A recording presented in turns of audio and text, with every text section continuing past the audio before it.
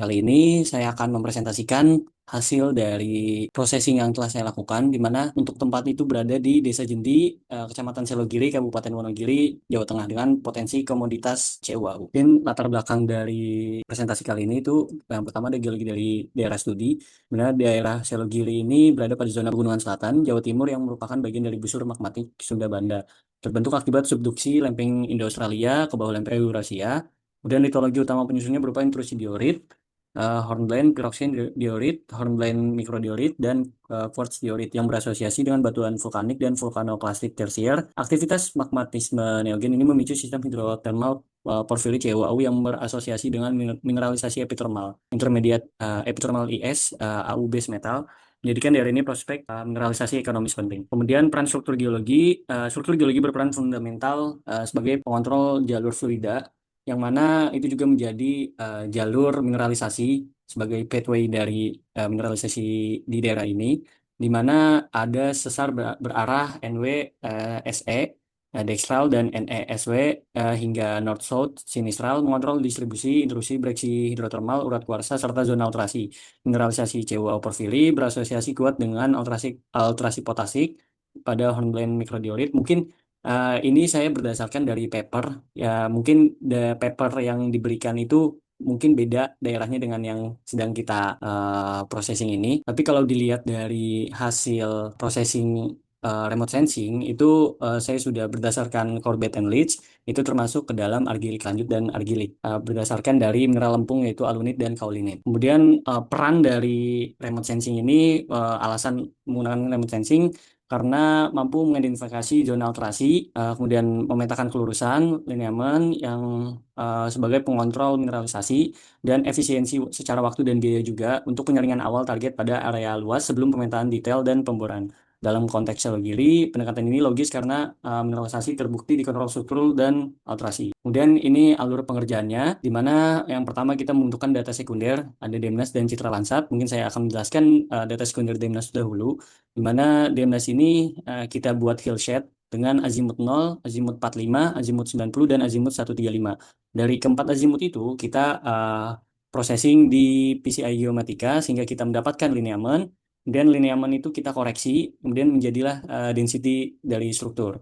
Kemudian dari data sekunder Citra Landsat, kita perlu koreksi untuk mendapatkan citra yang baik untuk diprocessing. Di mana yang pertama itu koreksi subset, kemudian koreksi radiometrik, kemudian koreksi flash, kemudian yang menjadi final correction. Kemudian dari final correction itu kita processing dua metode, itu pure pixel dan mixed pixel, di mana di pure pixel itu kita melakukan processing band ratio dan NDVI, di mana band ratio ini kita masking dengan maximum likelihood.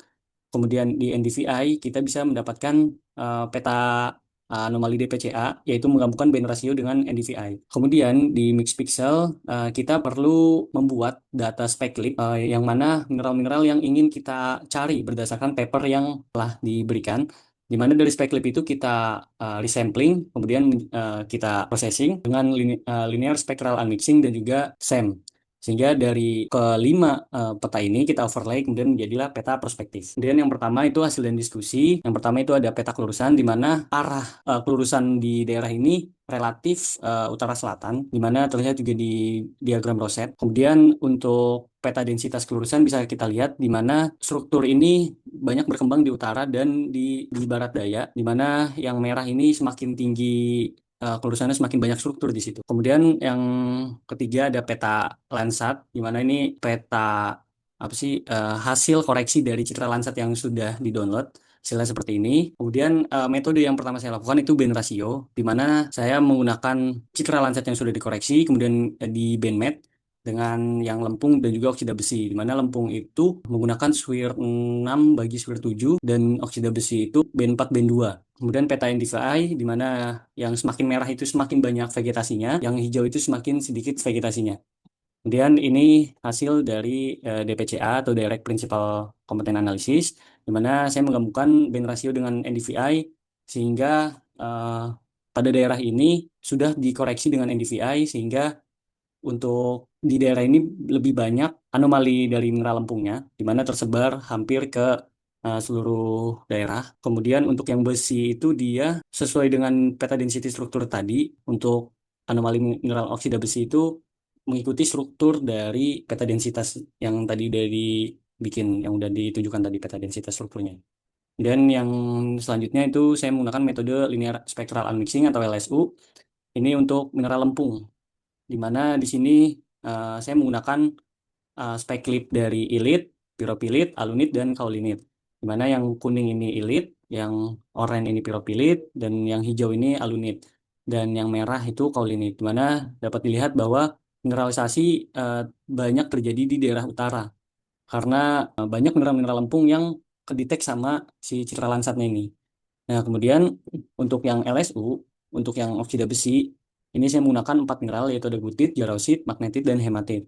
Di mana untuk mineral hematit itu berada di selatan, kemudian yang magnetit itu dia hanya kecil-kecil.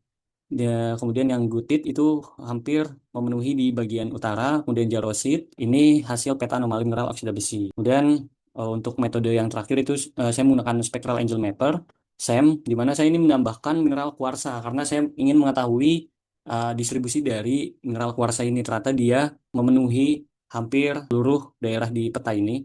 Dimana kenapa saya ingin kuarsa? Karena dalam alterasi itu kuarsa pasti ada dalam alterasi mineralisasi karena kuarsa merupakan akhir dari mineralisasi.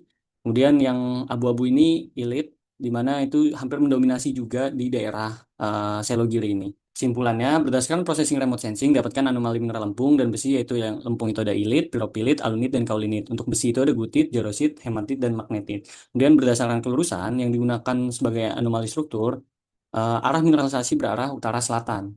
Berdasarkan metode yang telah dilakukan, metode yang paling bagus dalam remote sensing adalah metode band ratio, karena menggabungkan band mineral dan band tumbuhan sehingga terdapat koreksi yang lebih valid, di mana band tumbuhan ini dimasking, di mana juga untuk maskingnya itu ada lahan terbuka, ada tumbuhan, ada air, dan juga ada rumah warga. Kemudian kesimpulan dari semuanya itu saya mengoverlay dari 3 peta itu band ratio, LSU, dan juga density. Kenapa saya nggak pakai yang SEM? Karena menurut saya SEM itu tidak suportif untuk dijadikan pemetaan remote sensing. Nah, kemudian di sini saya membagi menjadi 5 perspektif, di mana ada di bagian barat daya, kemudian di bagian utara, di bagian tengah, di bagian tenggara, kemudian yang di DPCA saya membagi di bagian barat daya, utara, timur laut, di bagian timur dan tenggara. Dan saya menentukan perspektif ini berdasarkan juga dari density struktur yang ada pada daerah ini. Mungkin sekian dari saya, kurang lebihnya mohon maaf. Wassalamualaikum warahmatullahi wabarakatuh.